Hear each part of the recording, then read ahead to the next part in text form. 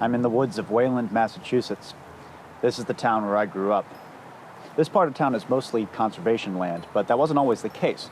In fact, this trail right here, this used to be an important stagecoach route called the Old Berlin Road, and was traveled extensively on during colonial times.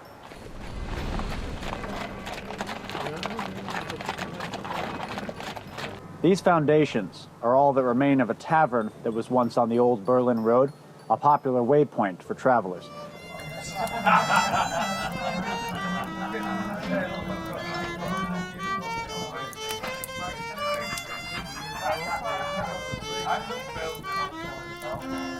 Apparently, the tavern attracted some rather disreputable characters, including a semi-mythical highwayman named Captain Lightfoot. It's said that Lightfoot was a careful man. Most highwaymen wore masks, but there was always a chance that one of their victims might identify them. So Lightfoot left nothing to chance. According to local legend, a later owner of the tavern found 13 skeletons buried beneath the floorboards. It's been known as the Tavern of the Damned ever since. There's a rich, forgotten history in this privileged suburban town. It's reflected in the ancient cemeteries, the historical markers, and on street signs. Place names can tell you a lot about history, and if you drive around here, you notice one name pop up over and over. King Philip, King Philip, King Philip. But who was King Philip? Was he some French monarch who invaded New England? A mad rebel with ambitions to establish his own empire in the New World? Well, no. He was actually a Native American.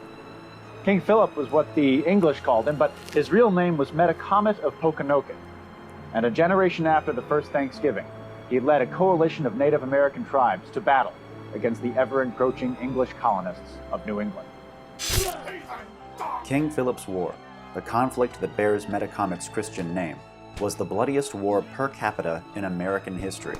It shaped our national psyche, irrevocably changed the way colonists and Indians saw one another, and opened the door to Anglo-American domination of this continent. In history class, this is what they tell you about the founding of our country.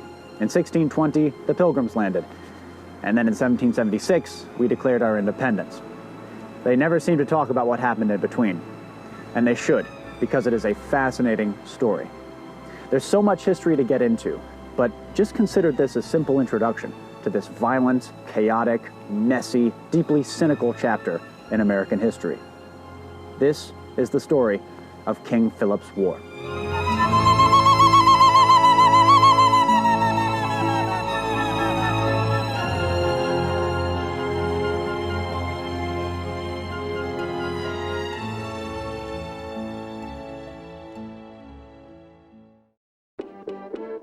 In 1675, there were 4 English colonies in New England. Massachusetts Bay, the largest, stretched from the Atlantic coast to the upper Connecticut River Valley. Plymouth centered around the Pilgrims Landing and incorporated Cape Cod. Connecticut was made up of port towns on Long Island Sound and farming communities up the Connecticut River to the modern-day border with Massachusetts. And then there's Rhode Island, the black sheep of the bunch. It was largely populated by Baptists, Quakers, and other religious exiles. About 20,000 white colonists lived in New England. For the most part, they were deeply religious Puritans who valued industry and evangelism above all else. Blessed are the poor in spirit. The Puritans' missionary work had been fairly successful. They had established several communities of praying Indians, Christian Algonquin people. The largest of these was Natick, Massachusetts. Praying Indians lived according to English customs, but did not enjoy the full rights of Englishmen. Most of them languished in poverty and dealt with constant prejudice from their white neighbors. The colonies were growing constantly, in size, population, and political power. The Native Americans of New England, on the other hand, were being squeezed out of their ancestral lands. There were about 10,000 natives across the region in 1675. The major tribes were the Nipmuc, the Mohegan, the Narragansett, and the Wampanoag. Historically, relations between these tribes had been cool at best. Each tribe was ruled by a sachem, a paramount chief. The sachem of the Pokanoket Wampanoag was Metacomet, King Philip himself. He was educated at Harvard, where he became intimately familiar with Puritan customs and probably spoke excellent English. But make no mistake, though he had spent much of his life amongst Europeans, He was not their friend. In January 1675, Josiah Winslow, governor of the Plymouth colony, took a meeting with John Sachem, a praying Indian. Sachem warned him that Metacomet was planning a major offensive against the English. His goal? To drive them back into the sea. Later that month, John Sachemon's body was found beneath the ice of Assawampset Pond. His neck had been broken.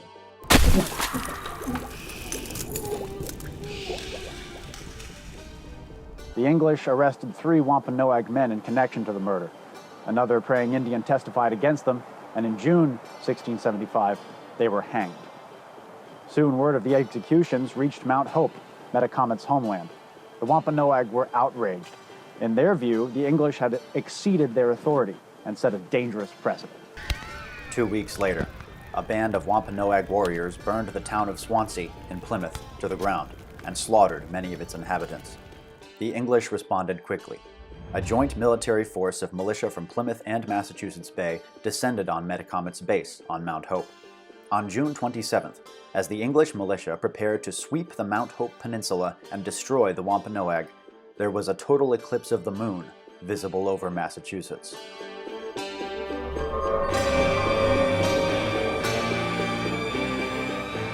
The militia grew apprehensive. Some said the eclipse, which lasted over an hour, was an evil omen. The Indians, however, saw it as a sign that ultimate victory would be theirs. Under cover of darkness, the Wampanoag boarded canoes and slipped away to Pocasset country on the mainland to continue the fight. The English arrived at Mount Hope to find the Wampanoag wigwams deserted. Metacomet's escape ensured that the war would continue. Historians such as Douglas Edward Leach have suggested that war came before Metacomet was truly ready. Perhaps the attack on Swansea had been the work of a few hot-headed young warriors, acting contrary to Metacomet's orders. The Indians left no written records of the war, so we will never know for sure. But Metacomet did have one major tribe on his side. The powerful Nipmuc of central Massachusetts. Over the course of the summer and the autumn, they staged daring raids on English settlements, sending the colonies into a panic. The violence the Indians committed that summer was extreme. Men, women, children, and livestock were indiscriminately butchered, and the colonies seemed completely incapable of offering an effective defense.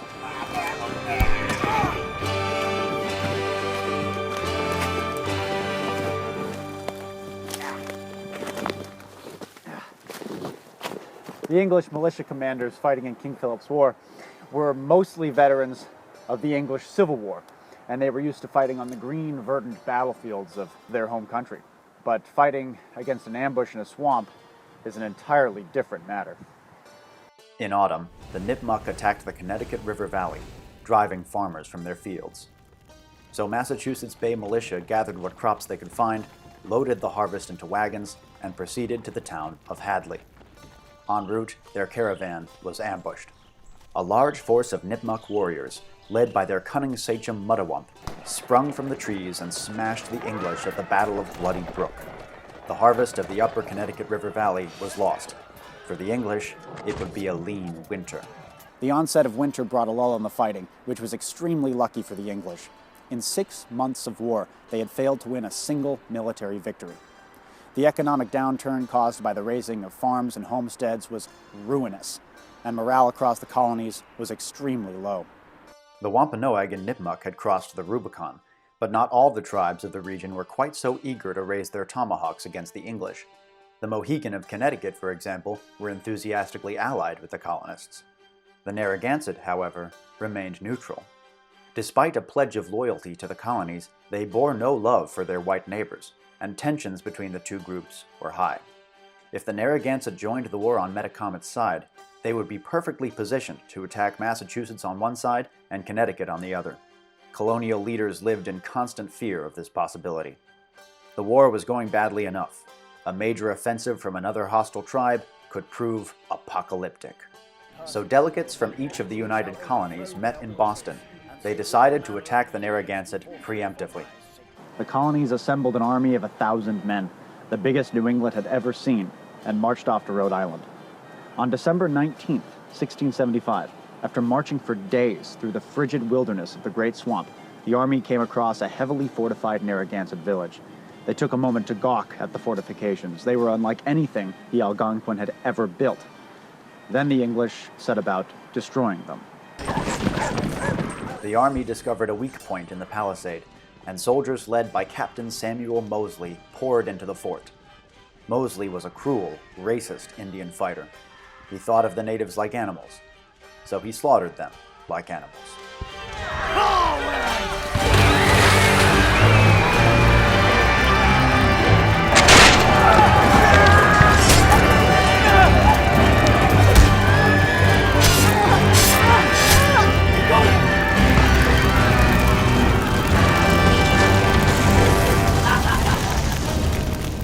When the smoke cleared, 600 Narragansett warriors and civilians were dead. Puritan historians describe the Great Swamp Fight as a glorious victory. It was, in truth, a needless slaughter that forced the Narragansett into the war. Meanwhile, Metacomet and the Wampanoag wintered west of the Berkshires, in the colony of New York. There he attempted to convince the Mohawk tribe to enter into the war on his side. Instead, the Mohawk turned on him and nearly destroyed his army. Metacomet returned to Massachusetts in February 1676, his army crippled and his reputation damaged beyond repair.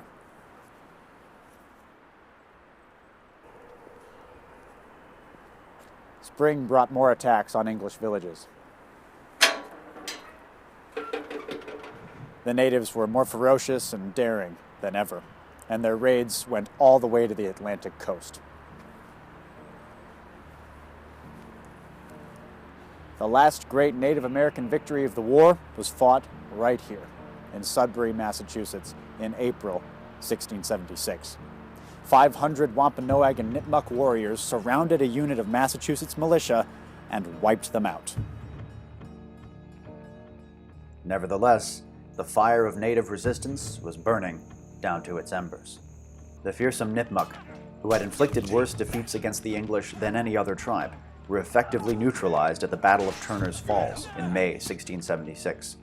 As for the Wampanoag, starvation and disease were taking their toll. Throughout the spring and summer, hundreds of hostile natives gave up the fight and surrendered to colonial authorities. The English were also changing up their tactics. The colonies, especially Plymouth, had begun to appreciate the value of allied native scouts and warriors, who were expert trackers and born guerrilla fighters. Metacomet saw the writing on the wall. He fled back to Mount Hope, his ancestral homeland. A dashing frontiersman named Captain Benjamin Church, commanding a small company of Englishmen and native allies, set off in pursuit. Church's men surrounded the Wampanoag camp at Mount Hope on August 12th before dawn. They took their positions and opened fire. During the battle, 2 of Church's men spotted a big Indian running through the forest. One of them, an Englishman, drew bead with his rifle, pulled the trigger, and the piece misfired. So his companion, a praying Indian named John Alderman, shouldered his rifle, took a careful aim, and killed the fleeing man. The 2 men approached the big Indian's corpse. They recognized him immediately. Metacomet of Pokanoket, sachem of the Wampanoag, known to white men as King Philip. Captain Church! We got him! Apparently, Alderman cut off King Philip's hand, kept it in a jar, and showed it to people at taverns for a fee. Cheers. King Philip was dead, but several of his men survived the August 12th battle, including his shrewd chief lieutenant, the aged Anawan. Captain Church, acting on information provided by Wampanoag prisoners, tracked Anawan to his camp, descending down a sheer cliff face to achieve the element of surprise. But instead of fighting, Anawan decided to take a meal with Benjamin Church. He even presented him with Metacomet's own belt of wampum as a sign of respect. Despite Church's protests, though, Anawan was taken in chains to Plymouth and later executed. As a young man, Anawan had probably attended the first Thanksgiving, but he lived to see his tribe extinguished and his way of life brutally repressed. King Philip's war was a chaotic mess. The natives lost because of their lack of cohesion, as well as their inability to capitalize on their many strategic victories. The English won almost accidentally. Each campaign, each battle, was marred by incompetence at the highest level of command. In fact, officials in London were so unimpressed by colonial leadership during the war that in 1686, they passed legislation that directly reasserted their control over their American colonies. Not until 1776 would Americans enjoy nearly as much independence. Most crucially, King Philip's War set a precedent for how Anglo-Americans would treat Native Americans, namely with slaughter, enslavement, and confinement on reservations. Throughout the war, hundreds of praying Indians who were suspected of colluding with the enemy were banished to a barren, windswept rock in Boston Harbor called Deer Island. Many of them starved or froze to death there. It was a deplorable policy, motivated by paranoia and blind hatred, and eerily foreshadowed Japanese internment during World War II. Naturally, the newcomers looked about with some curiosity. They were in a new area, on land that was raw, untamed, but full of opportunity. Those Wampanoag, Nipmuc, and Narragansett who survived King Philip's War fled west, to upstate New York and beyond. In June 1675, the English and the natives had shared power in New England. 18 months later, the white man was the undisputed master of all the land from the sea to the Hudson River. We all know there's a dark side to this country. The specter of Indian genocide looms over all of our flag waving, our apple pie, our baseball games. King Philip's War embodies that dark shadow, that conveniently forgotten history of theft, rape, mutilation, and slaughter. King Philip's War, the most important American war you've never heard of.